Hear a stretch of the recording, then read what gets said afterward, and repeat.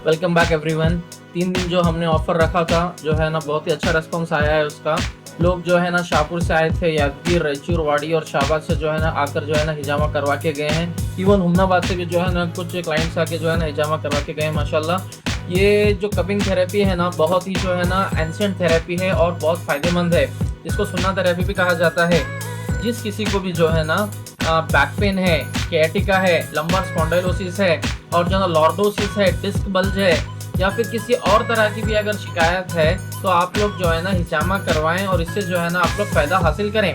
जिन लोगों को शिकायटिका है, जैसे ठंड चालू हो गई है अभी, जिन लोगों को जो है ना पैर में जो है ना पैर अकड़ते हैं और जो है ना नसों का मसला है, तो ये लोग आके जो है ना हिजामा करवाएं। फायर कपिंग और वेट कपिंग जो होती है हमारे पास में, उससे माशाल्लाह बहुत सुकून मिलता है। सो देर ना करें, इन आने वाले फ्राइडे, सैटरडे और संडे हमारे पास जो है ना स्लॉट्स ओपन है। इस रील को ज्यादा से ज्यादा शेयर करें और जो है ना अपने स्लॉट्स को जो है ना जल्द से जल्द बुक करें।